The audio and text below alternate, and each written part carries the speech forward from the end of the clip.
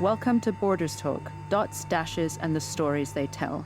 We are Zalfa Fagali and Gillian Roberts, two border studies academics in England's East Midlands, from different countries with multiple passports. Hello and welcome to our very last episode of this first season of Borders Talk. Yay! We'll be talking today, about a range of very fun and happy things. But first and foremost, we think we might need to issue a spoiler alert, yes? That's right. Spoilers ahead, possibly, for Prophet Song by Paul Lynch, the 2023 Booker Prize winner. Shall we begin? Let's begin. I want to begin. Go for it. Zalfa, why did you want us to talk about this book? The question that Gillian is literally asking is, why did I make her read this book? Wait, can I just interject and say this book is brilliant? Oh, it is a fantastic book. No shade on the book. No, and nor on its author. Or its many readers who both love and feel feelings as a result of reading it. Why did I want to talk about this book? I bought this book at the very end of 2023 and it sat in my office for about 6 months before I went on a weekend away in Wales with some friends. Hello, Sarah, Sue, David. And I took this book with me thinking, not really remembering what I was taking with me and thinking, yeah, this will be totally normal bank holiday weekend reading. And our friends watched as I increasingly sank into a pit of despair between long walks in Wales and effectively read it over a day and a half thinking, I think my world is ending. And then at the very end, for the very first time, thought to myself, oh my goodness, I have something that I want to talk about on this podcast because it is so much about borders. Our hardcore listeners, Gillian, you will know, of course, but our two hardcore listeners will know that I am the more reluctant podcaster of our merry duo. And so I was really pleased to finally find something that inspired me so desperately to talk about this. And I think the reason I wanted to talk about it was obviously because borders figure so literally and also figuratively throughout, but also because I feel like it is a novel that resonated with me personally because of the things that I've lived, but it will resonate in different ways with every single person who reads it. Was that your experience? Yeah. I want to say a little bit more about that shortly, but I suppose we should explain for those who haven't read Prophet Song that the premise of this novel is that the Republic of Ireland has been taken over by a totalitarian regime, and we really never find anything out about this regime or how it's come into power, what its premises are, what its ideology is particularly. We just know that the Republic of Ireland has been overtaken by an authoritarian regime. And it's creeping. And it's oh my God, the creep over the course of the novel. But we don't have like a sort of exposition to explain how we get there in the same way we might get from other texts, I suppose. So it is a speculative fiction, but it does resonate very powerfully, I think, with many contemporary events and past events as well, of course. So it's a really powerful, hard-hitting, and as the Booker Prize judges said, harrowing book, which I highly recommend everyone read when they're feeling strong. And this is why I am the reluctant podcaster and Gillian is the professional podcaster. Let's not get carried away. I wanted to start actually by talking about borders and speculative fiction more broadly, perhaps, because Zalfa read this book before I did, and then I was reading it and I was thinking, why does Zalfa want to talk about this? You kept texting me and you kept saying, like, are the borders coming? Yeah, where are the borders? Where are the borders? And the borders do arrive, quite emphatically so. Yeah. Especially towards the end of the novel, but they are there both implicitly and explicitly throughout. But I wondered if there's something about the genre of speculative fiction that facilitates or encourages some engagement with borders in the work that they do or can do, or what do you think? Yeah, I think one of the strengths or features of speculative fiction is that it allows readers to notice more carefully those things which we might not pay attention to in our everyday lives. And sometimes that's borders, and sometimes that's, different power relations or different institutions. And in this case, because of its setting and because of our specific positionalities, I think, and the fact that we are primed to find and see borders wherever we are, not even wherever they are, just wherever we are, it certainly lends itself to a kind of border analysis. But we have talked in the past about other speculative fiction texts where borders not just figure, but are both invisible and made very visible. Yeah. And crossing them is both an ordinary everyday event that we can recognize in our real non-speculative fiction lives, if that's a thing, while also being an important kind of textual flag, sort of, hey, pay attention to me, I as a text am alluding to a whole history and cultural weight of what borders do and what borders have done in the past. That's, again, really vague. So, we might think of Sherry Dimoline's Marrow Thieves trilogy, which I'm desperate for the third. Come on. No pressure. We love to wait. Where in the first novel, borders are very much there, but not there. Yeah. And you do know where these characters are. So again, for those of you who haven't read this fantastic currently duo of novels, Sherry Demoline, Métis author, has written The Marrow Thieves and its sequel, Hunting by Stars, about a world in which dreaming is no longer possible for anyone except Indigenous folk. Yeah.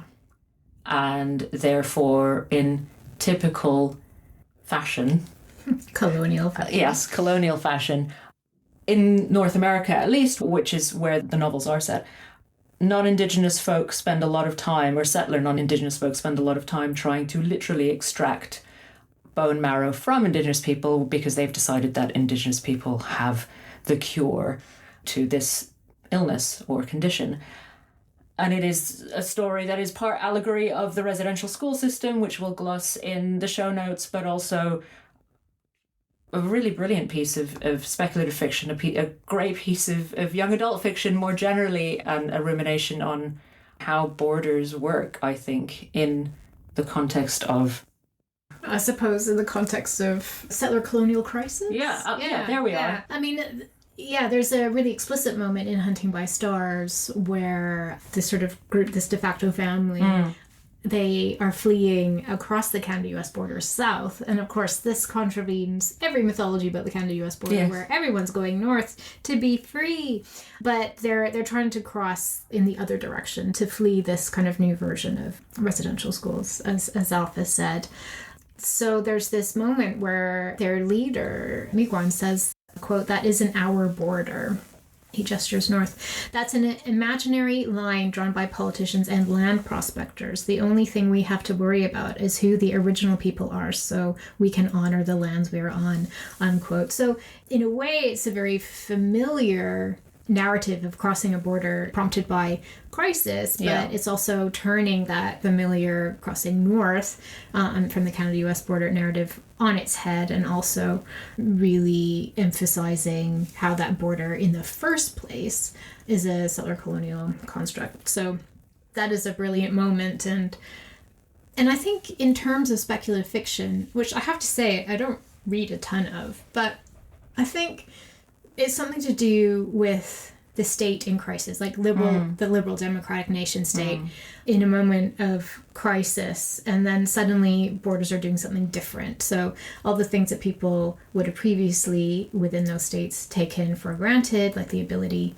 to cross a border freely, people with great privilege, obviously, because this isn't happening all across the world, all of a sudden that becomes more difficult or prohibited or impossible.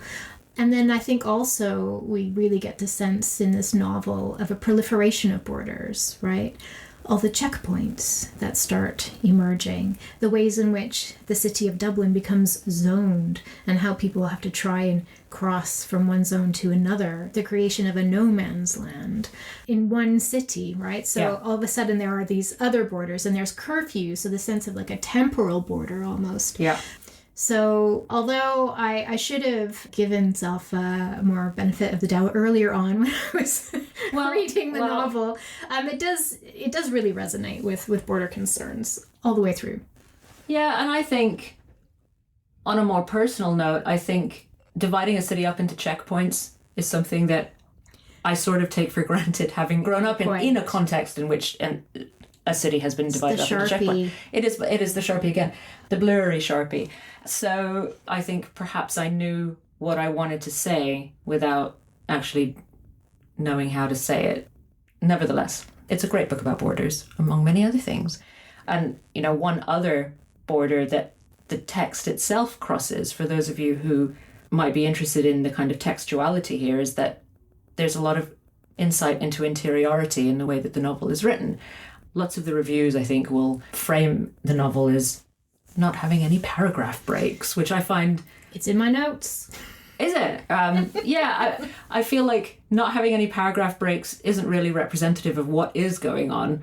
No, but it is part of, and I think the reviews do pick up on this, the claustrophobia of reading this novel. Like there's hardly any white space on the page because these breaks aren't there, and there's no speech marks either, which I find quite a lot in Irish literature. Absolutely, actually. yeah. But it builds on an existing tradition, and that makes total sense. But just typographically, this sense that you cannot see the forest for the trees, and I feel like that is kind of an echo of how, again, the regime is being presented. Like you're just in the middle of it. There's no sense of rising above it and seeing the patterns emerge. That's it. The sort of interiority, exteriority, which I was failing to put across there. And I do appreciate, maybe that's not the right word, but, noticing that what others have called claustrophobia, I describe it as absolute urgency. I could not stop reading. Yeah. The lack of punctuation didn't let me breathe, and then I couldn't stop reading. So it was this situation where I needed to take breaks, but you can't take breaks. Do you think that's why you were pacing? You told me before that you paced a lot. I paced a lot. Oh my goodness, there was a lot of pacing, and it was quite annoying for the people I was hanging out with. But I was walking up and down and pacing, taking breaks, trying to take breaks rather, but carrying the book around. I did feel like sort of an 11-year-old who just for the first time read a big book from cover to cover and didn't want to let it go. Yeah, but I very much wanted to let some of this go. Listeners, I urge you, if you haven't read this book already, A, you should read it, but B, prepare yourselves. Don't do what I did and start reading it before bed. Oh, yes, and if you do, you must have a palate cleanser before you try to get to sleep. Well, when I was rereading bits and pieces of this yesterday, you texted me to say, make sure you have some ice cream afterwards. I did, didn't I? So ice cream is... Just looking out for you. Thank you so much. Ice cream is highly prescribed. Yes. Other frozen treats are available. Or non-frozen, whatever you need. Yeah, absolutely. You make your call. If you need salted snacks, then go for your salted snacks. I mean, personally, I would be in the camp that combines them. So I'm a big fan of the salted caramel ice cream, for instance. But we digress. We need to move on. Otherwise, I will be ranting about salted caramel ice cream. I have a question for you, Zalfa. And that is, what did you make of the... I want to say, for lack of a better term, the Irishness of this book, or maybe not the Irishness of it, but maybe kind of the locatedness of this narrative in Ireland specifically versus the way in which it kind of takes on an allegorical resonance. Yeah, I think that's a really good question. I can't speak to the groundedness of the place, not knowing specifically Dublin very well as other people, maybe a hardcore listener may. At least one of them. At least one. So I did spend a lot of time actually trying to map where a lot of this was taking place because of my unfamiliarity with Dublin. But I thought that the setting as Ireland was really clever because it was such a safe and yet very risky, but such a safe place to set it. This could never happen in this seemingly or perceived to be liberal European country that is a sanctuary for lots of people in our real life, lots of people in the UK trying to seek EU citizenship in the wake of Brexit. So, we see the direction of flow going in one specific direction it is the most, am I wrong in this? It is the most Western country in the EU.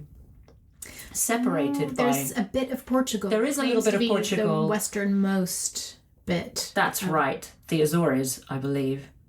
But I think you We'll can have to check that. continentally, yeah. We'll put it in the show notes. My geography is embarrassing. She whispers into the microphone. Oh dear. But I did think that the choice was really clever because it renders, I mean, the exercise is to render it anywhere, but also it's very specifically Dublin, which has, as with any city, its own cleavages. The island having its own cleavages that get sort of... Quite famously. Yeah, so putting it on an island, the island, not the island necessarily that you'd expect a novel about right-wing governments or authoritarian states sort of developing in. I couldn't possibly wonder what it meant in 2023, what that could have been in 2023. But See our first episode. And second. And third?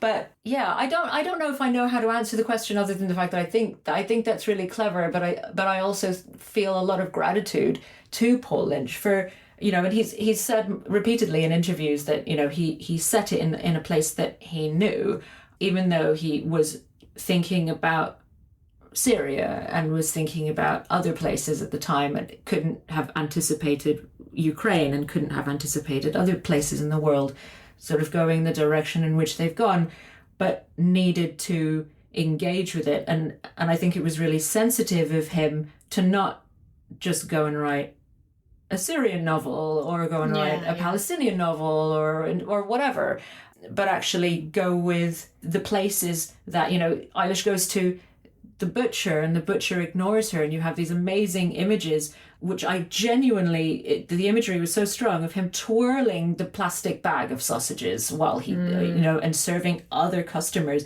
and totally ignoring and ghosting her. And I thought that was so place specific in a way that it wouldn't have been if it was anywhere else. Oh, we should say that the main character, at the very beginning of the novel, her husband is taken into police custody because he's heavily involved in a teachers' union. And in the early sort of stages of this movement towards authoritarianism, and later we discover sort of anyone and everyone is picked up and detained in those ways. And then her eldest son becomes involved with the rebels as well. So they're very much a marked family in the midst of this civic crisis because of the political leanings, particularly the men in her family, although she's no fan of the regime herself. No, absolutely not. But it's also worth kind of framing that as part of a set of social structures in which everyone knows everyone and everyone knows everyone's business. And that isn't to say that's specifically Irish. That certainly happens on my street all the time. But you have a very particular street. Well, that's true. We do live in a commune. Commune.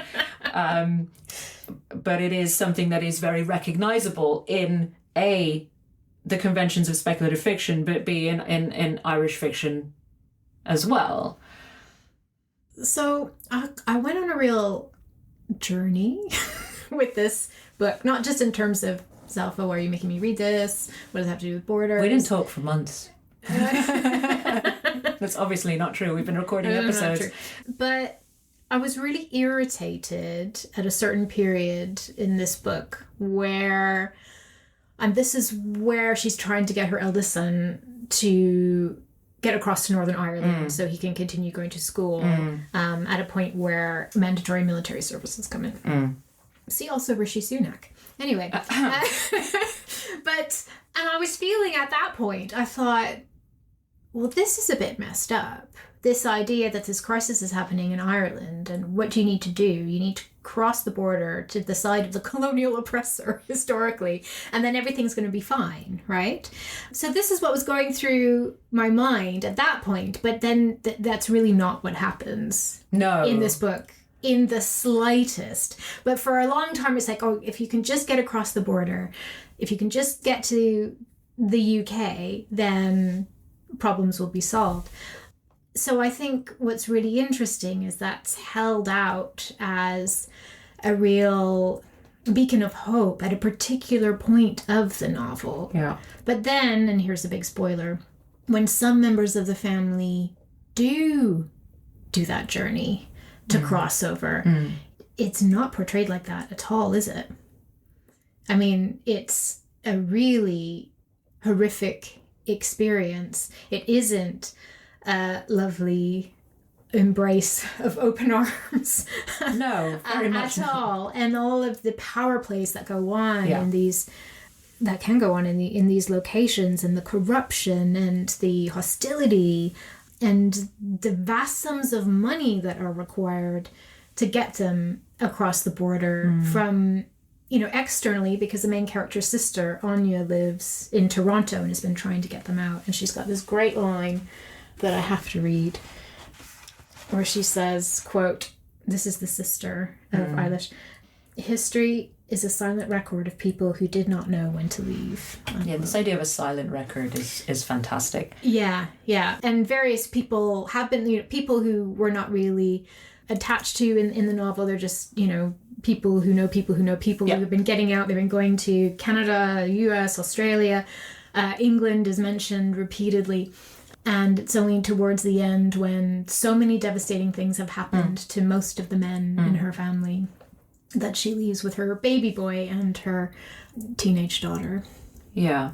And they're crossing into Northern Ireland. But that whole experience, I just kept feeling like, if they can just get there, it's going to be okay. Yeah. And there's this incredible build throughout the novel where you think, if she can just get to the hospital, and oh my God, that whole sequence is just devastating. But if they can just get there, if they can just get past this sniper fire, if they can just get past that, then it's going to be fine. And it just gets worse and worse and worse. Yeah. I mean, it is worth just ribbing you a little bit here as a border studies person. Why did you think that if they could just get over the border? Well, I know, right? And then I realized, because of the Sound of Music. Oh, right. Because... Oh, that's so interesting. Yes. I did not... That I think...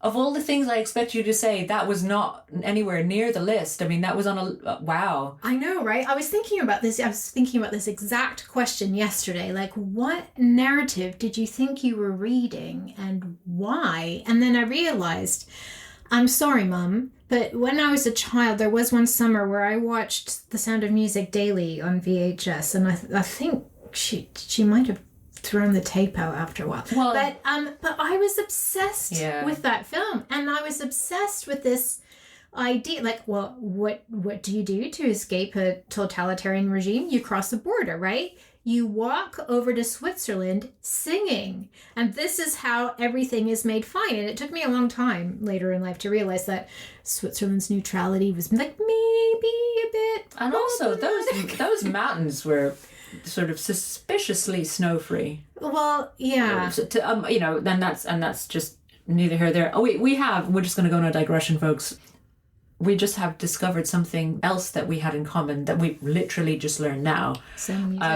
As a very young child, I apparently refused to eat unless The Sound of Music was playing on the television. Wow. And the VHS that my parents still have says on the label, Zalfa's video, The Sound of Music. Zalfa's dinner. Zalfa's dinner. And apparently I was a very happy eater, but I needed to be watching The Sound of Music. So the hills are alive. The hills, something was alive. That is fascinating. That's so interesting because as I was reading this, when they were put in the truck and they were kept in the container. And then they were put in the flat and they were just detained and ripped off, and the rules kept changing and the price kept changing at every juncture. All I could do was think of parallels of cultural texts about the US-Mexico border crossing, because that is exactly the sort of thing that you see as a trope repeated, because that's what happens in real life, I should just clarify that by that point in the novel, I knew that. I mean, you worked it out. You'd worked it out. Unbelievably. Something twigged. Slow but sure. But then I also had another wobble moment with the Ireland, not Ireland, where I was like, well, they're on the other side now. Now they can just get on a plane. They can just get on a plane. They can just fly, and then they can get to Canada, and that'll be fine, right?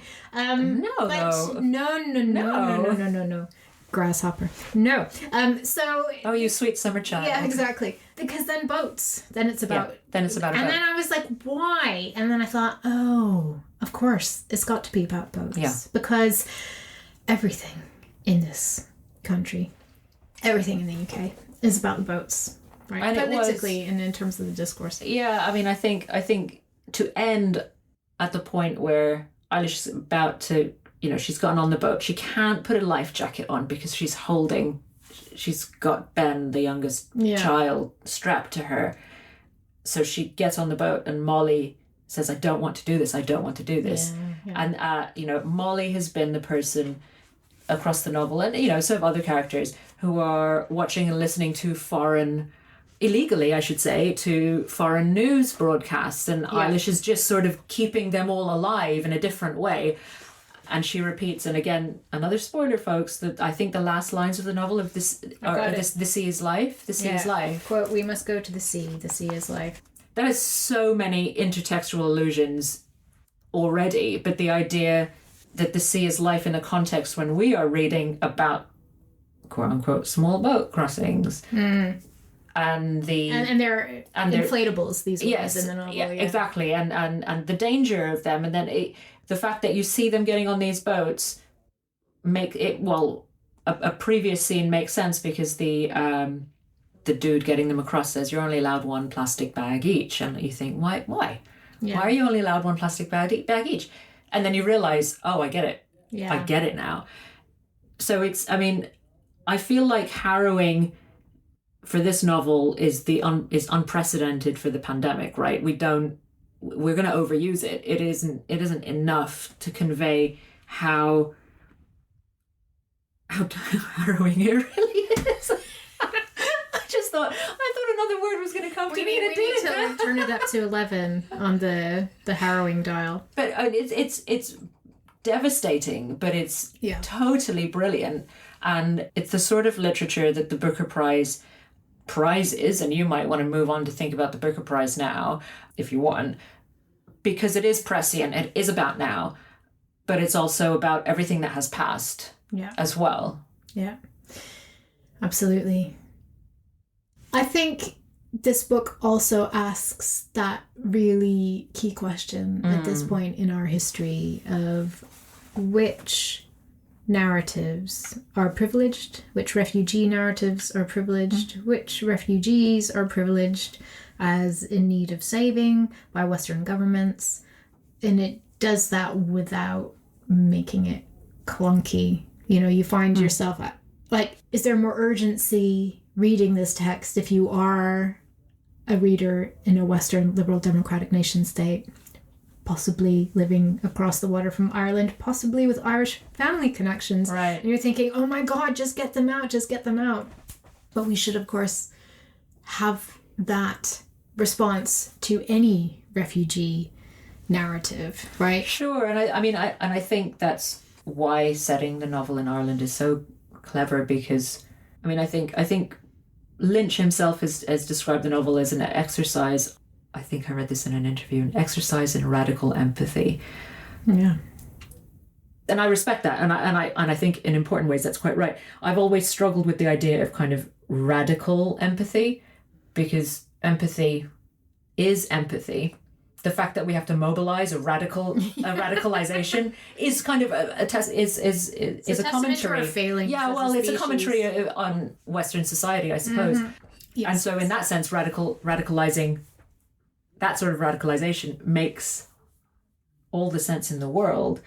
But the very idea that there is a hierarchy, maybe, of what empathy we are happy to allocate or apportion to Group A, Group B, or Group C in descending order is a thing that we need to, is even a thing that we need to enumerate. I mean, we've talked at length over the course of this last season about small boats, about ideological kind of red flags, dog whistles actually is what I'm trying to say. And that this novel ends with a small boat crossing. We don't know if it's going to be successful. Lots of people read this and they go, oh, it's hopeful. And I thought, were you just reading the same book? I don't. Okay. And maybe that did they watch The Sound of Music too many times? I mean, it probably it says more about me than other people, but I did not feel hope at the end of this book. I didn't even feel despair. That's really interesting. I'm trying to remember. I think I felt like, because I knew that I had assumed things would get easier. Because repeatedly they're told that, right? Like Anya's saying throughout the novel, like, you need to get out. And she gets her dad out, or so we're told. Yes, we're under the impression. But nobody says anything about the dog, which is a bit of a source of anxiety for me. What happens to his dog? But then all of the different stages of their crossing the border and how difficult and complicated they are. It's like, okay, so yeah, what is it going to be like? What is the UK government's position? We don't even know, because absolutely we know that people are trying desperately to listen to the BBC in Ireland to get the quote unquote real news, because of the heavy censoring. Absolutely, and that there are ceasefire talks going on. That's right. And that they're trying to come to a deal. There's a temporary ceasefire about midway through the novel as well, or maybe even further in.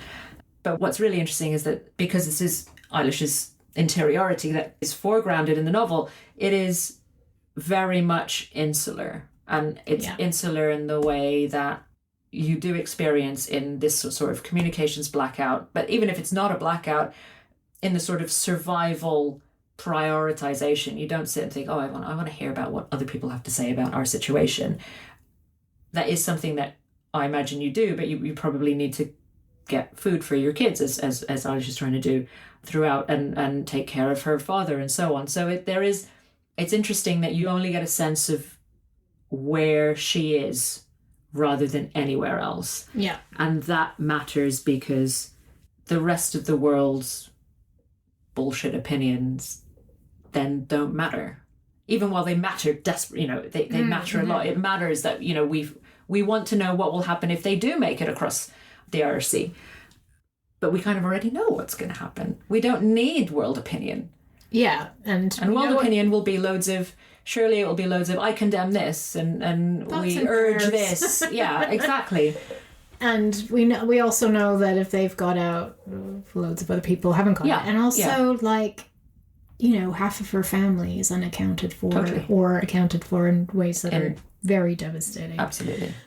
I can't now recollect whether I felt hopeful, but the fact that it ends at the sea, at yet another border, should give one pause, I suppose. Yes, a very plausible moment. Yeah, very plausible moment.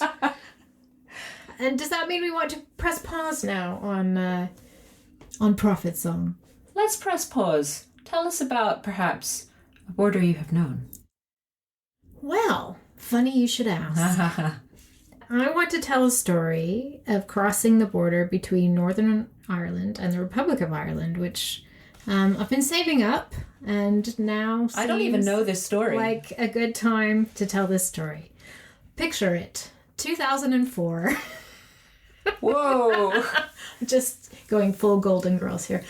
2004, I finished my PhD at the University of Leeds. My parents come over for what seems to be the coldest summer ever in the UK, and they won't come back for more than a decade after that because they're so traumatized. But anyway, they come over for my PhD graduation.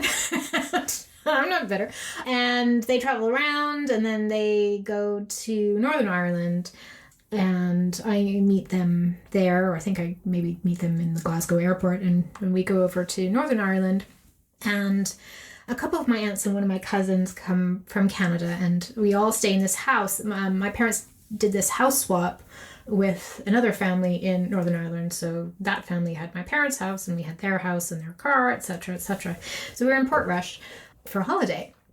Now, one thing about Canadians is they live in a very large country.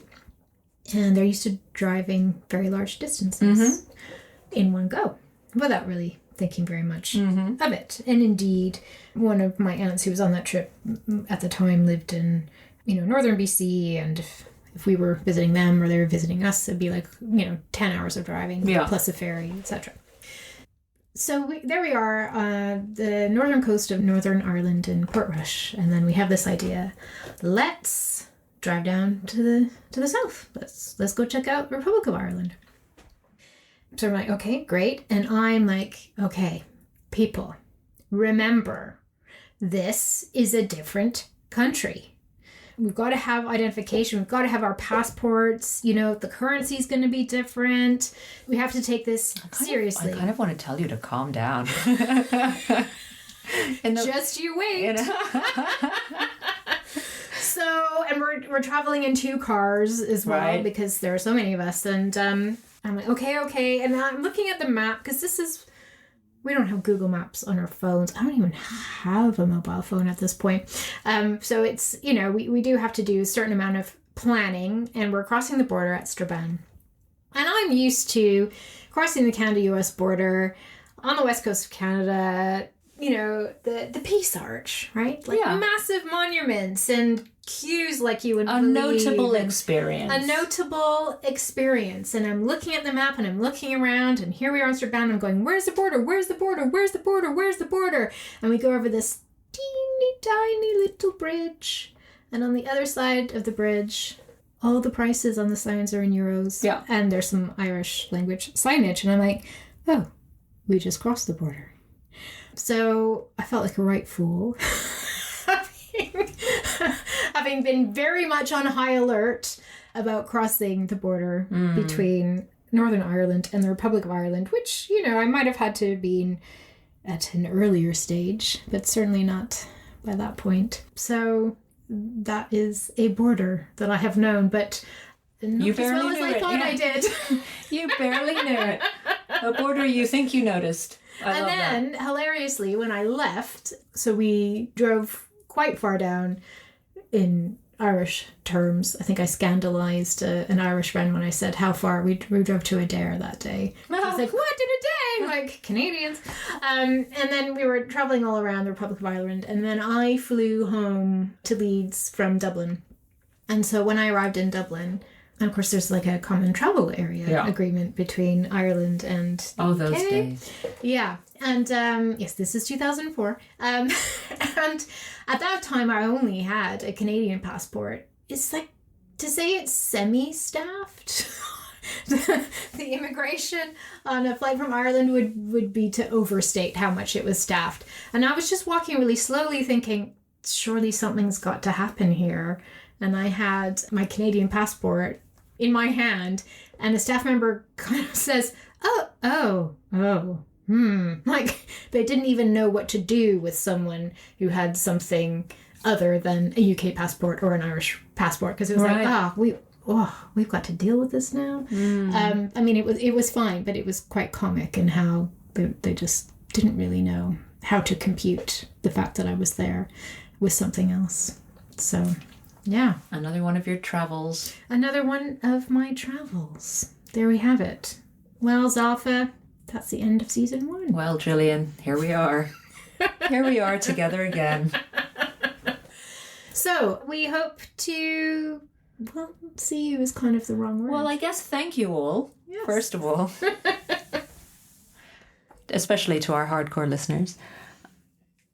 For all the listening. And hopefully we'll have something for you to listen to in something called season 2. What borders have you known? Tell us your stories. Until next time, we've been Zalfa and Jillian on the line. Thanks for listening.